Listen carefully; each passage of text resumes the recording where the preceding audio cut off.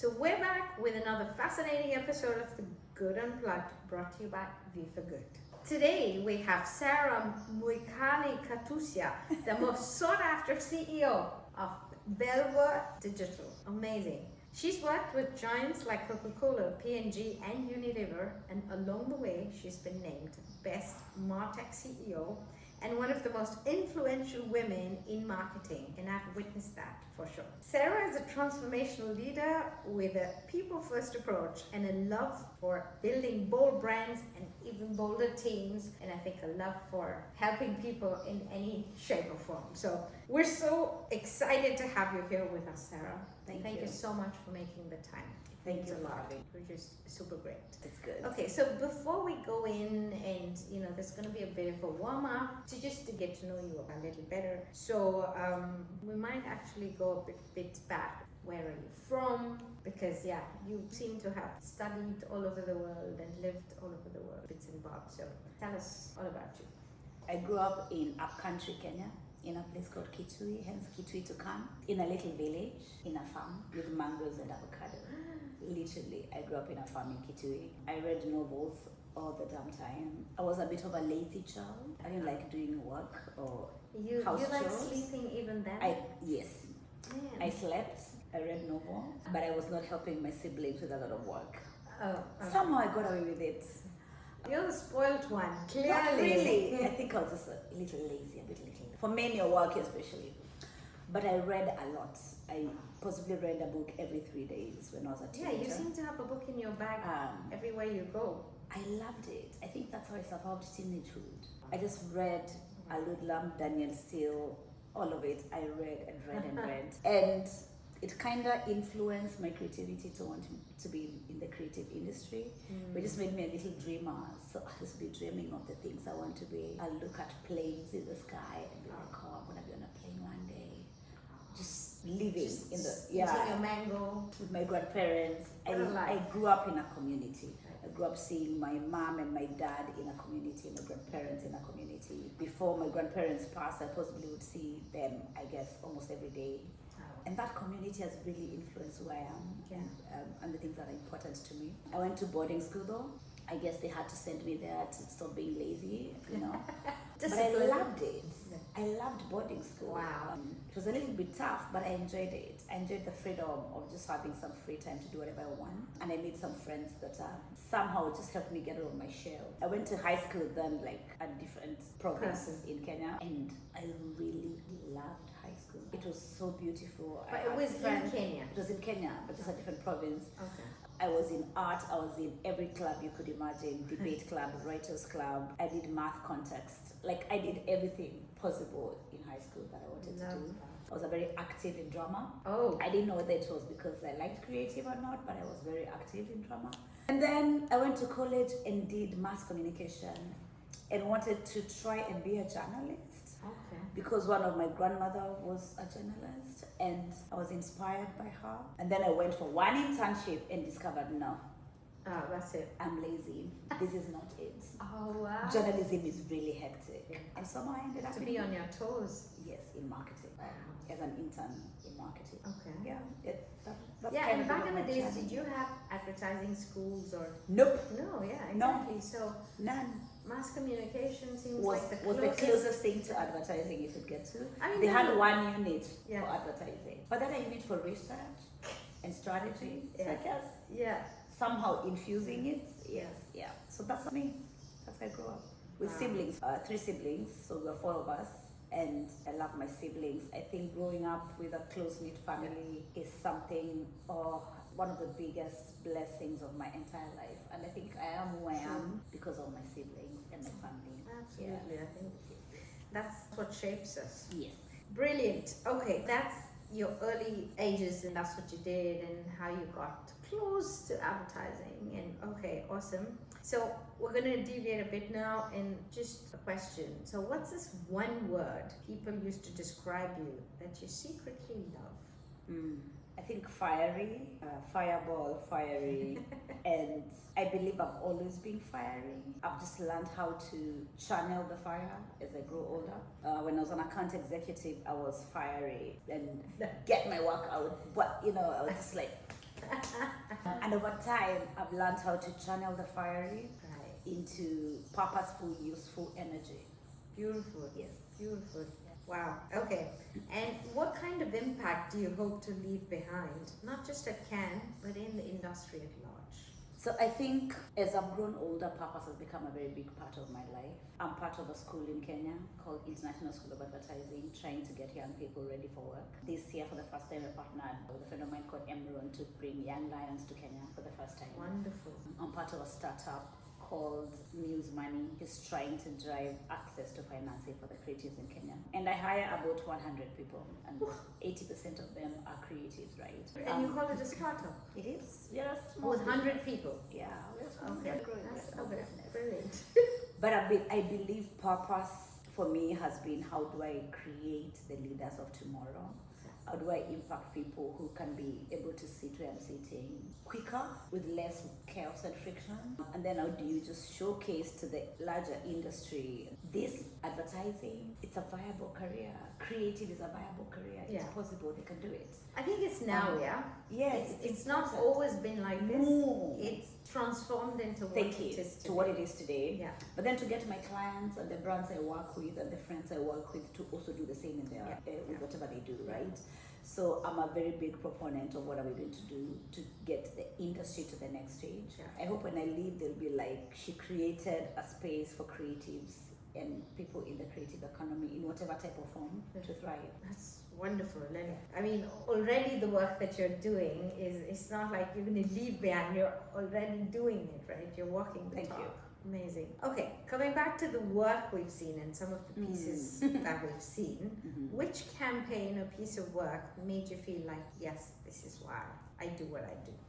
I think 3 pieces of work I would say in our category. I think the Grand Prix, Amazon Green Venture, I think that's brilliant work. I think it's covering the whole loop of ensuring sustainable communities.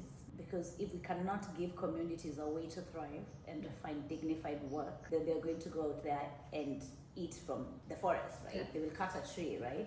Because they need to survive. It's basic, right? But being able to be a brand that builds the loop of, you don't have to cut the trees because we can tell you where to harvest the mature fruit. We shall buy that mature fruit from you. That loop is fantastic.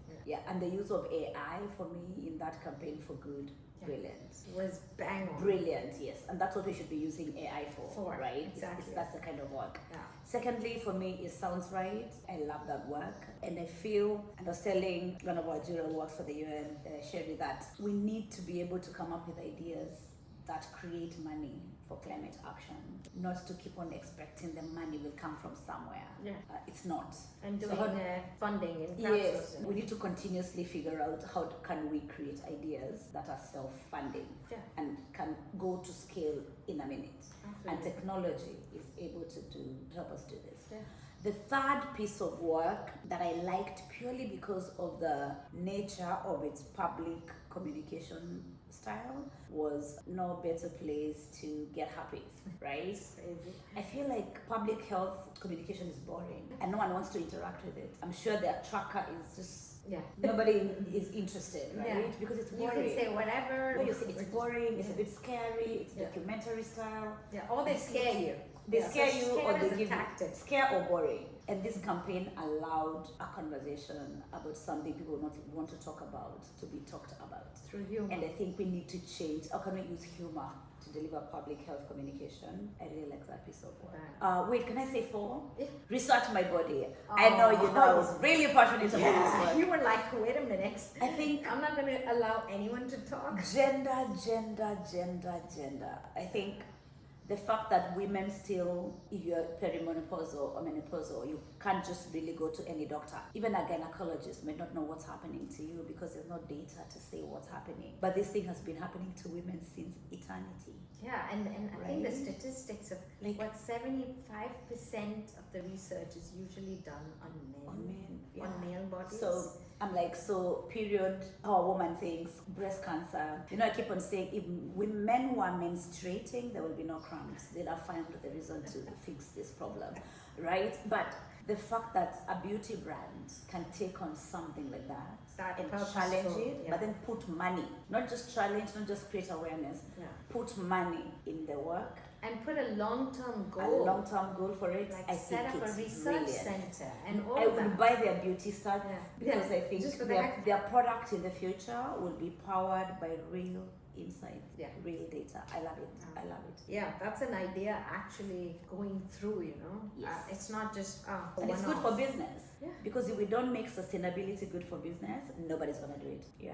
There are stakeholders to manage, there are shareholders to pay. So we have to make the work good for business. Absolutely. Yes. I believe that too. Okay, now moving on to a bit more of early life.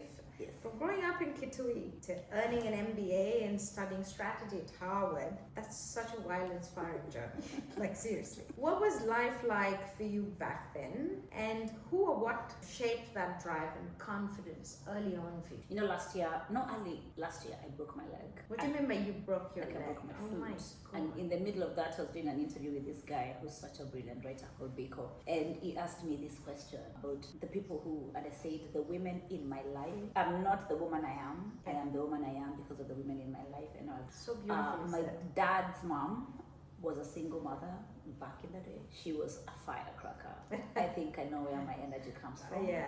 She was a firecracker, and she was not educated, but she took her kids to school and she fought for that education. And she used to say, you can get married, yes, but you also need to know you, what are you doing? You, yourself, what are you bringing to the table? Who are you, right? Find who you are. Because then if you find someone else, then you already know who you are and it's easier. Yeah. On the other side, my mom's mom was the leader of this thing in Kenya called Maendeleo ya Wanawake. It's female empowerment. It basically says women empowerment program.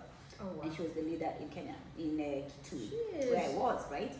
And I spent a lot of time in her office, and I could, and I went to stuff with her where she was speaking to women about contraceptive, family planning, small businesses, how to ensure you're making money in your small, life, whatever you could, right? And those two women showed me two types of worlds, right? My mom's mom was educated, traveled the world, very different. My other grandmother was non-educated, but both of them was the power of a woman, the resilience, the humanity at the core. Just not surprised. The humanity at the core of who we are. Wow. Not taking success and things that happen to you for granted. And then I watched my mom, do her first degree, second degree, master's when she was married with children.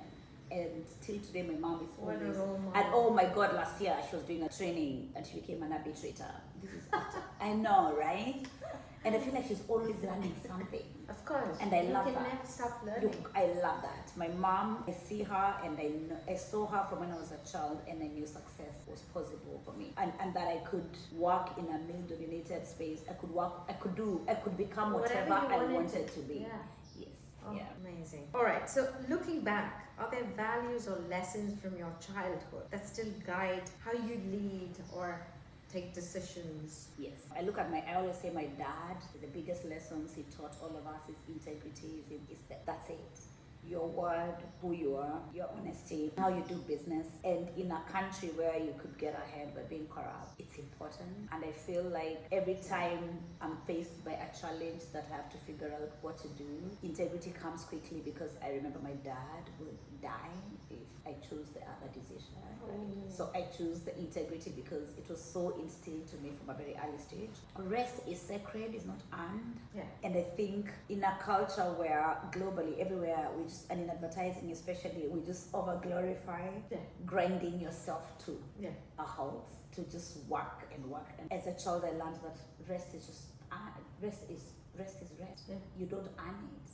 You can rest wherever. It's sacred to actually rest, and I love that. And then human at the core, help people, look at people not as objects of commercial gain, but as people, and everything else will fall together. And I think, and then the value of hard work, right? There's no compromise. There's no compromise. When they say 10,000 hours to get good at the thing you want to get good at, when I became a strategist, I was working on Coca-Cola, oh God, at McCann, and it's the first time I was like, I accept, 10,000 hours. Oh my God. But how do you get good at something such that you're so good that thing becomes the propeller for your life, right? And for me, that becomes a part of you. My base skill set in in life has always been strategy, but learning it, how to look at data, understand it, and connect dots. I learned that hard work. You just need to put up the work. There's no getting good. There's no growth if you don't put in the work. Yeah. But then on the other side, learning that I can work hard, but I can rest. Yes. Yeah. Amazing. I love how you bring in the rest, and that's so important, right? I mean, it's just people sometimes get burnt out because they just get behind. Oh, I want to do this. I must do this. I must do this. No. And no is a complete answer, and no is okay. It's okay to say no. Yeah. Amazing. Coming back from you, a woman of power. I mean, I think we should all learn to do more of that. Like say those powerful one sentence no's and take the rest. Remove the alarm. You have that in every single day of our juggling where, guys, I'm not going to be partying tonight. I'm going to sleep. I'm going to be in bed. Like, amazing. I mean, with all the information that you're taking during the day, you need that rest. You need your brain to cool down. How else will the brain process it? Yes, there's too much going on. The influences are so many.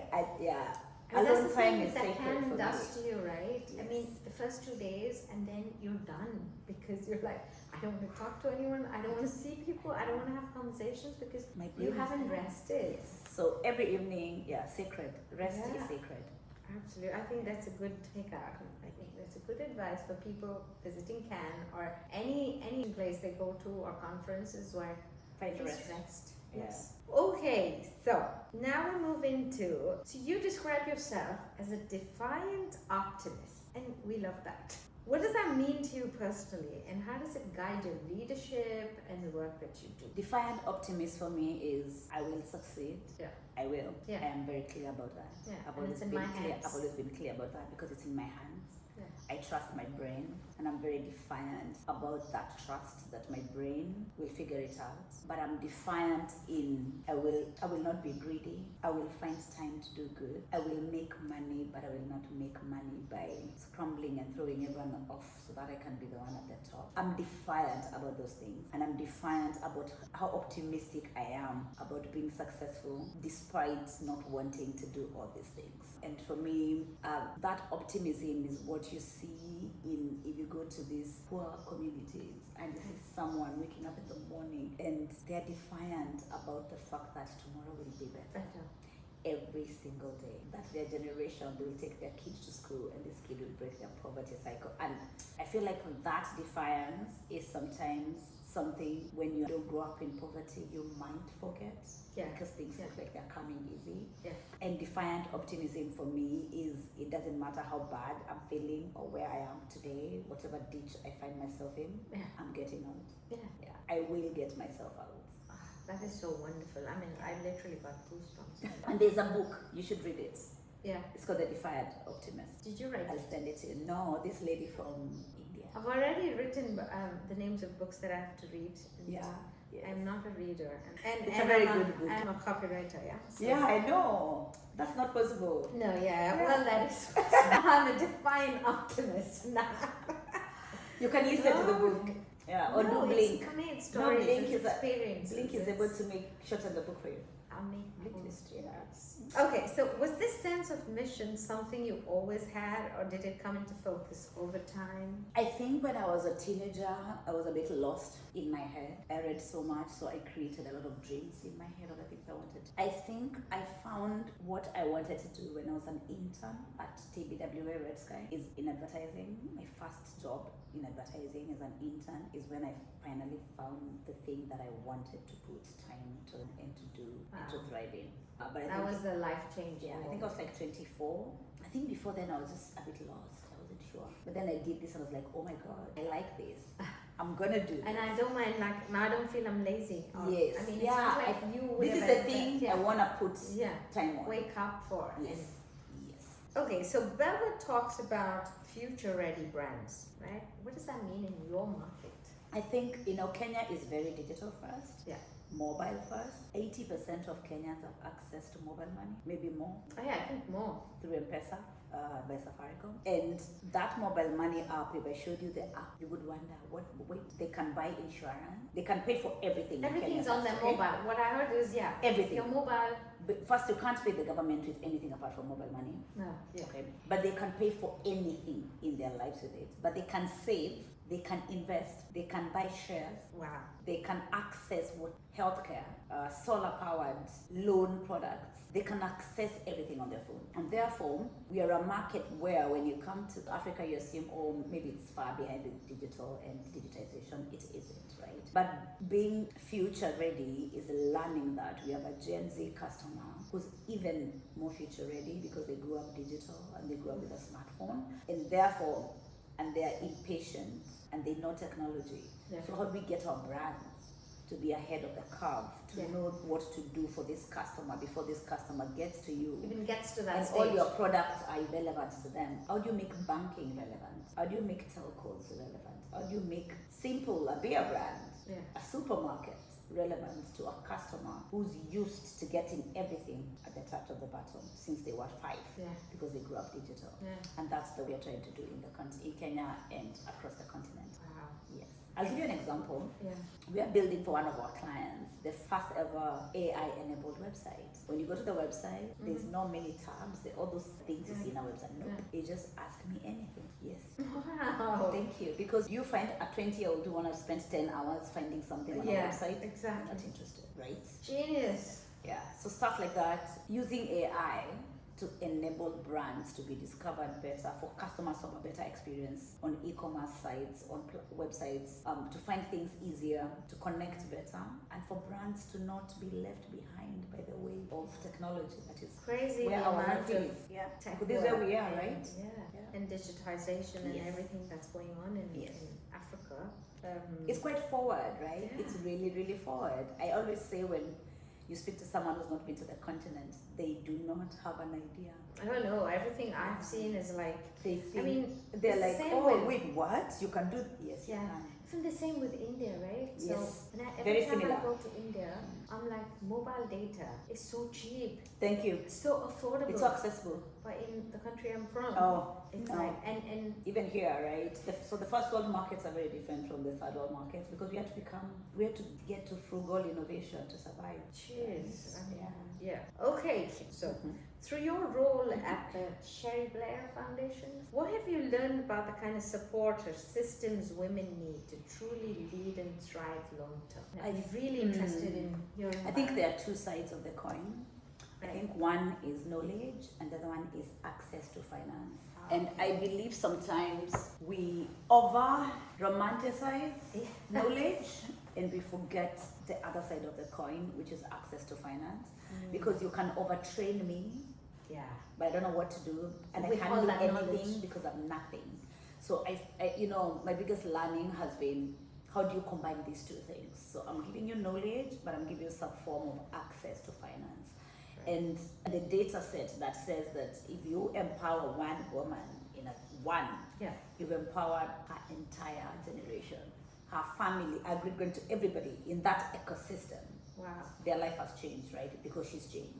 Vis-a-vis men who are very singular and insular. It's just them. Yes. But I believe that, especially for poorer communities, access to financing. If we can't crack access to financing, then we can't move forward. And I think the case we saw for Lebanon, The recipe. recipe for change, and just being able to put money back in the hands of a woman, that is the work. In conflict areas, underdeveloped markets, in poor communities, this is the work. Because sometimes they have knowledge, sometimes they have cultural knowledge, right? How to farm, all that, right? They just need some enabler to just uplift what they can do. And not, keep saying that, if you didn't go to university, you're not good enough. Or, knowledge doesn't mean that you have the to cultural get a knowledge degree in our or- communities is beyond. Exactly. Yes. Oh yes, my yes, God. yes. Brilliant. All right. Moving on to this. How do your roles as a founder/co-founder and as a CEO of Belva Digital influence each other?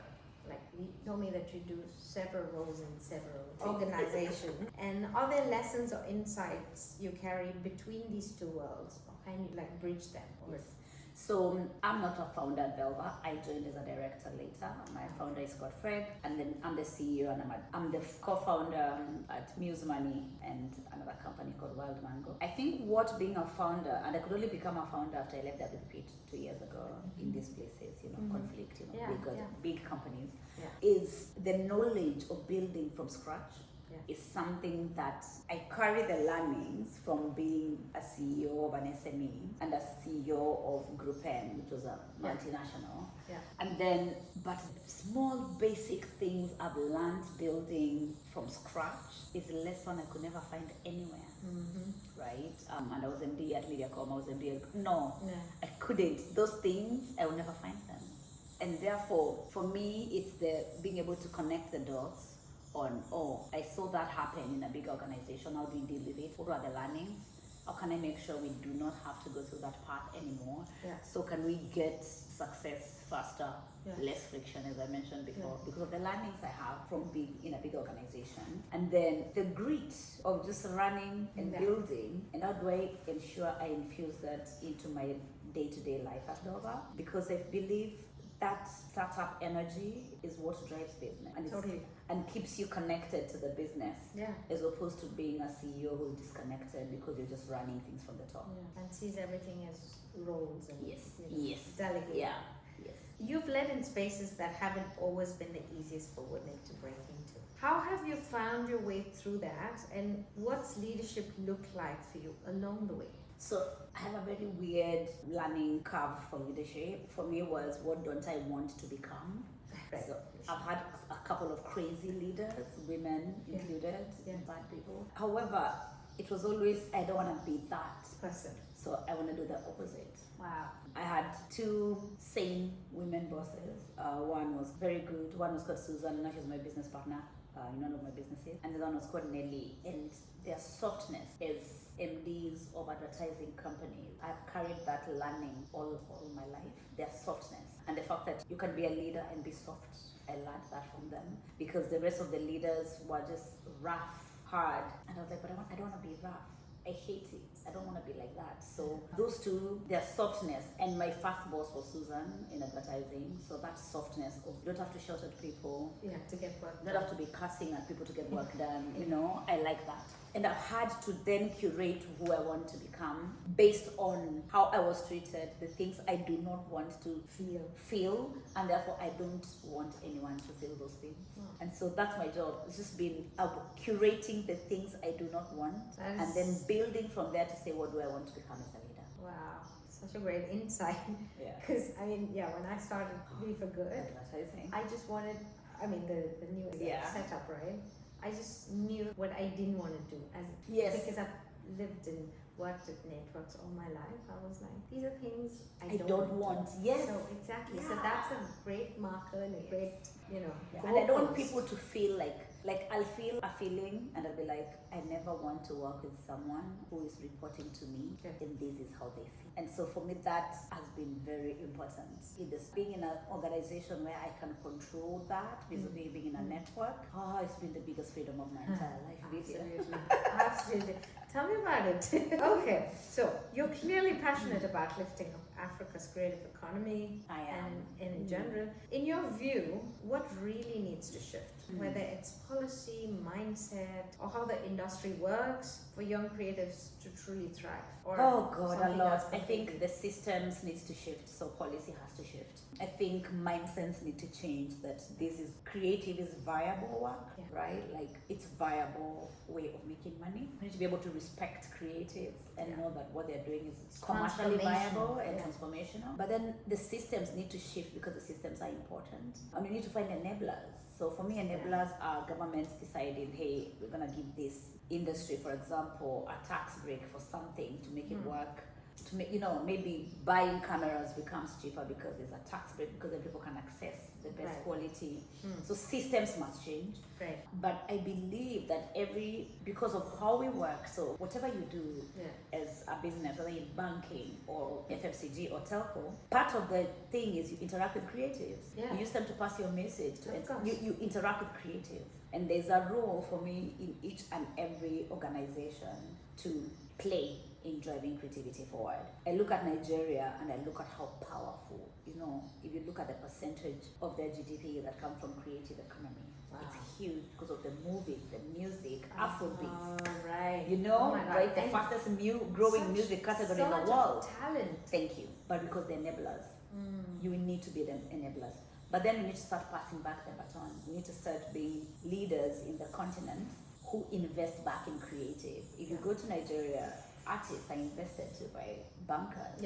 Billionaires are investing in creative. We need to do that. I don't feel we're yet there in Kenya or the rest of the continent. I think for me, Nigeria is like a North Star in terms of creative. And how do we use platforms, because we are where we are today? But at least you have examples around you, right? Well, yes. And how do we use platforms to drive that forward?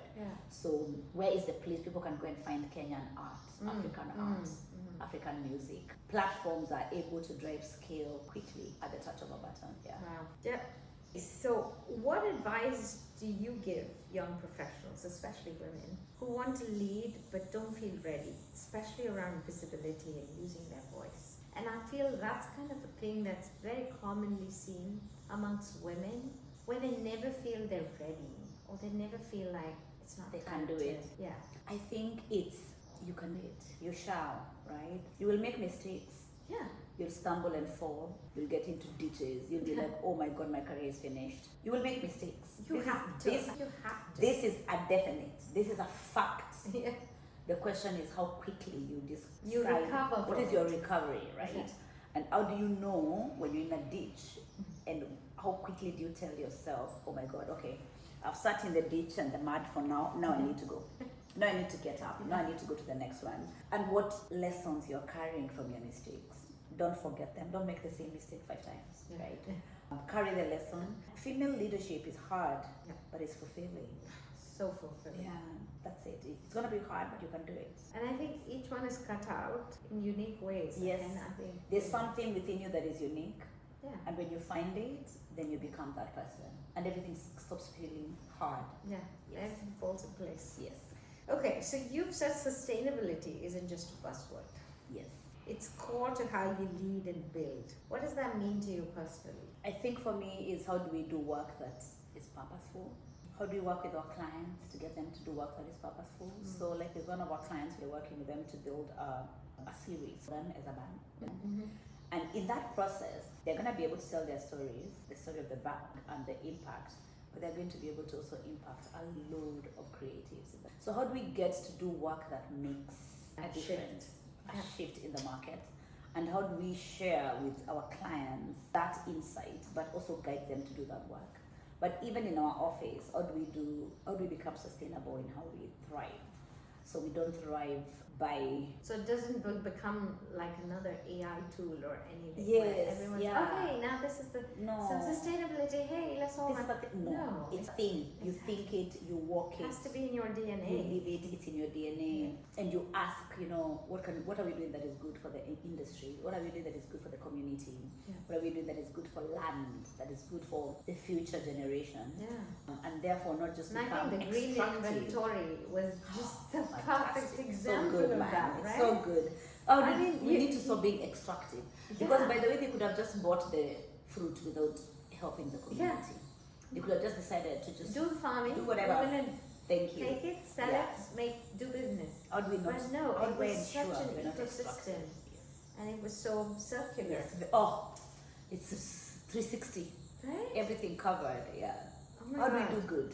You can still do good, and you can still make money. Look at that business; it's making money. They are probably getting all this rare. And it's always beautiful to give back.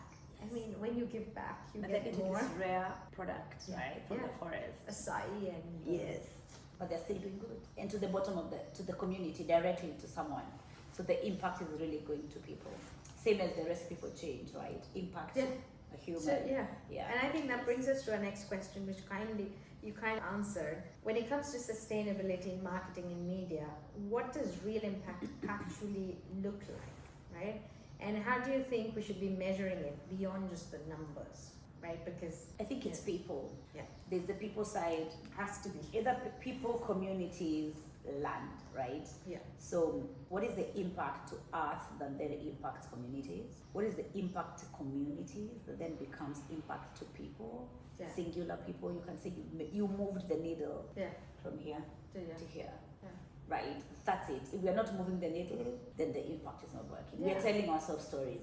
And I think the problem with the industry, we are good at building beautiful stories. Beautiful stories. And sometimes those stories are so beautiful that we forget we need to be moving the needle. Exactly. Yeah. The work We is to forget move that the there's needle. a needle to be moved. Yes, not just to do stories. Yeah. We need to move the needle across everything. And we did right? see some of those examples as well. Yes, So, where you're like beautiful, but I don't know. But what? Where's the impact? Thank you. Yes. Where's the needle? Yes, we need to move the needle. Yeah. Okay. What has kept you grounded and resilient through moments of doubt or difficult times? Oh, I mean, that's such an it's important me. I'm a defiant optimist, you know. Right. I'm really optimistic about life, and when I'm in doubt, I'm like, "Come on, Serah, Yeah. get out of your Get out of your head." But I'm also really, you know, I saw something the other day that said that research shows that if you have sisters and you're possibly successful because of your sisterhood. And I feel like my family is also one of the things that ensures I'm very close with my siblings and I'm very close with my with my parents. And therefore, my dad would just be like, yeah, you're gonna make it. Of course you're going to make it. Yeah. I feel like I'm from a family that is so optimistic. Right. That it's They're like your cheerleaders, yeah. I'm almost like, you know, the way you can't run. I can't run for sure. Okay, I cannot. But I believe it was in a right race. Yeah. My siblings, my family will be like, "You're going to win," even when we are like, we all know. Come on, there's nothing like you can't run. It's just that you know you didn't put those how many hours? 10,000 hours? Yeah, not in running. Yeah, no. exactly. You chose to put it in strategy. Yeah. Not Yes. in Right. you're the diva But that you are. I think my family will be like, "You're gonna win." Yeah, of course. Yeah. That is really encouraging, and yeah. I like that. So I have community that helps me. I have friends who are like sisters. I feel I have a sisterhood of family and friends. I have a community that, yes, even if I get to doubt, if I stay longer, they come and beat me out of the doubt. They come and get me out of the ditch. These are physically. They're like, no, it's you're time. not staying there. You're not good. No, we need to move on now. Yeah, Yes, that's it. Yeah. And community. I don't think you can do life alone. Come on. Yeah. I don't think I don't anyone think who you can believes live they successful can life alone, is especially. living in denial. Yeah, and I think the higher you go in your life, in your career, the more successful you become, the more you actually need community. Of course. Yeah. And to also let's remind you to stay grounded. Absolutely. Yes. Yep. Have your feet right back. Yes. Okay. I think we're heading towards the wrap-up questions, and Okay. some of them are: how do you define success for yourself, and has that definition actually changed over time? Of course, media. First, I started by thinking I want to make money so that I can buy myself clothes and nice shoes. Just me, like I just want to make money. Like I just want to make money so that you don't have to ask anyone for money, right? And then I was like, then I made money, and then like, oh, okay, now we are here. And I've got a lot of clothes and a lot of shoes. Yes, and bags. then what? And I shop, I travel, I just buy so many things. Then I was like, oh no, I don't even like buying things anymore now. Success for me now is about purpose. It's about doing work that makes a difference. It's about impacting other people. I've been in Cannes for 4 days and I haven't bought a single item. This is but you've impacted so many lives. This is revolutionary. The first time I came to Cannes, by now I've had a full suitcase of clothes. You know, I'm feeling the same right now, but Yeah, I know. Who am I? Who is this new me? I didn't buy a single shoe. It's usually mine. Yes, right? Not yet. Yeah. At least. Yeah. Day 4. Yeah. And therefore, purpose is a big part of what I want to do. And doing things that actually matter to me and to other people. So even as I was judging, this category was so important for me because it's a purpose category. And before this, I had gotten to the ERA program for Cannes, which is about diversity and inclusion. And even that was about going, I was like, oh my God, being able to come to Cannes with a purpose, not just to meander the streets and drink bubbling. And then coming to judge this category of sustainability. That is what I want to do now. I have discovered I could earn money. This is not a problem. Exactly. It's what do I do? The problem that you thought was a problem. Yes, because I was young and I just Yeah. needed to not be able to ask people for anything. And now I'm like, I know I can make money. It's how do I ensure even that making money process is not powered by greed or just commercial gain. It's powered by doing good. That is very important for me. Beautiful, and that brings us to the end of our questioning session. I survived. I would just leave it with one last one. We'd love to hear your definition of doing good. I think my definition of doing good, 2 things. In the context of creative and marketing, is not being extractive. So how do we grow businesses without those businesses becoming extractive of the communities they work with? And how do we ensure that the businesses are giving back to the communities they thrive from? Because every big brand is thriving from a community. So how do we give back to those communities? For me, that's good. 2 is also, how do I pass? I am a collective. I am successful because of a collective of people who either give me an opportunity, pass on the baton, give me an insight, something. Yeah. How do I ensure as I thrive in my life, I'm passing that back? And that for me is doing good on my normal day-to-day small world, or just passing back. And then I'm very passionate about 2 things: women economic empowerment and Serah Blair Foundation Board, youth economic empowerment. And therefore for me is how do I use my knowledge that I have today? So I sit in a couple of boards and they're all non-profit. And they're either in education, women economic empowerment, education, women economic empowerment. And because I believe education is the beginning, we cannot get young people well educated, then you cut off their legs. Quality, how do we democratize the quality of education across the continent is a big thing for me. Yeah. And how do we use tech to do that quickly and at scale? And then how do we get women to just, I always say 10%, right? So if this woman was making $500, 10%. If you're making $100, 10%. How do you keep on growing that? And that growth for a woman changes how they feed their family, they educate their family, healthcare in their family. Will they marry off their girls before they are 18? That base of women economic empowerment changes everything for a woman and therefore for a family and therefore for communities. That's that is not even a definition. That's like, oh my God, that's a book of doing good. Oh, Serah, thank you so much for joining us today. Thank you for having me. I'm more grateful, and I think thanks to Ken for bringing us together. Yes. And it was truly a pleasure having you, and I'm sure whoever's listening is super motivated and inspired. I hope so. Such a wonderful conversation. Thank you. Couldn't have been better. For those who'd like to connect with Serah or follow her journey, you can do so through her LinkedIn, which is Serah Mwikali Katusya. You heard that. If you search me, you'll find me. You will. You can't miss her. She's there. Thank you so much. Oh, thank you so much.